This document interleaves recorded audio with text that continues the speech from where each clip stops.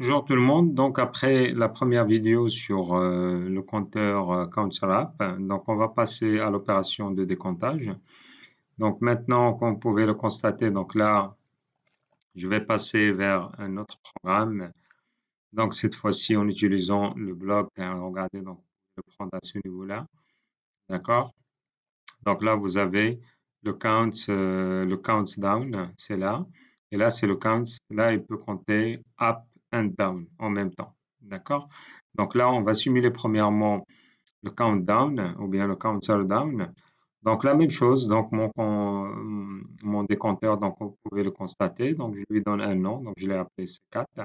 L'entrée d'activation ici de décomptage, donc c'est I124.6.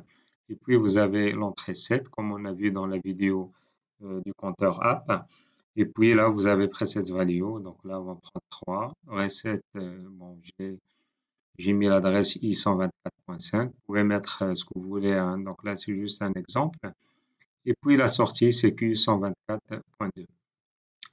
Donc de la même manière, donc là, vous devez compiler votre programme. Par la suite, lancer la simulation. Donc, download to device. Et puis, la visualisation des entrées et des sorties pour valider votre programme. Voilà. Donc là, je passe au mode Run App. Donc, comme vous pouvez le constater, vous avez la valeur 0 dans C, dans mon compteur. Donc, pour qu'il puisse commencer à décompter, ou bien l'opération de décomptage, pardon, donc il faut activer l'entrée 7. Donc, l'entrée 7, c'est 125, I125.0. Donc, c'est là. Donc, regardez. Donc, je vais charger cette valeur-là 3 ici pour que je puisse activer l'opération de décomptage. Donc, là, je vais prendre I125.0. Voilà. Donc, ce qui va m'activer, bien sûr, la sortie. Donc, ma sortie, elle est désactivée.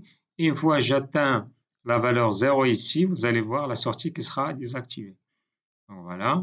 Donc, c'est l'opération inverse, en fait, d'un compteur app, tout simplement. Voilà, donc là, je vais aller vers l'entrée d'activation de l'opération de décomptage I124.6. Donc c'est là. Voilà, donc 2, 3, 1, pardon. Et là, c'est 0. Hop, une fois que j'ai 0, donc j'ai la désactivation de la sortie. Bon, là, c'était une petite explication rapide du fonctionnement de l'opération de décomptage.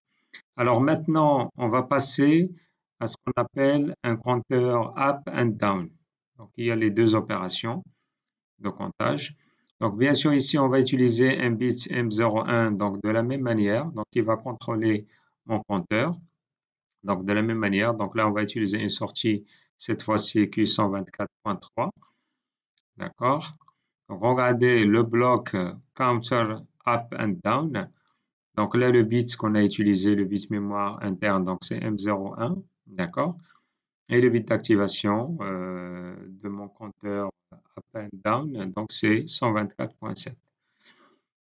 Donc voilà, donc là j'ai 0, donc je peux compter, donc je peux lancer l'opération du comptage. Donc là, 124.7, donc regardez, 1, la première voiture qui arrive, la deuxième, par exemple, si on veut traiter l'exemple du parking, deuxième, une fois j'atteins la valeur 3, regardez, ma sortie elle est activée, d'accord?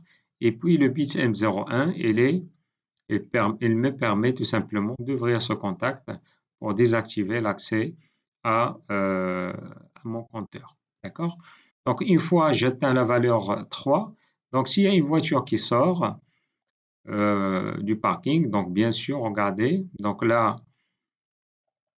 je vais activer bien sûr l'opération de décomptage donc au niveau de cette entrée-là, donc 125.0. Voilà, une fois il y a une voiture qui va sortir, regardez, hop, donc là j'ai 2 ici. Une fois j'ai 2, donc là j'ai mon contact qui est fermé à ce niveau-là, donc normally closed contact. Donc ça me permet de décompter. Donc je peux descendre un peu plus, hop, C est égal à 1, C est égal à 0.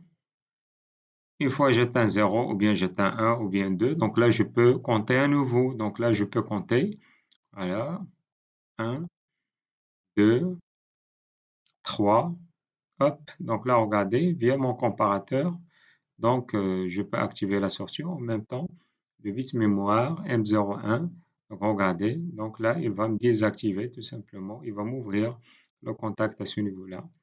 Donc voilà, donc là, c'est une petite simulation rapide qui montre un petit peu l'utilisation d'un compteur up and down.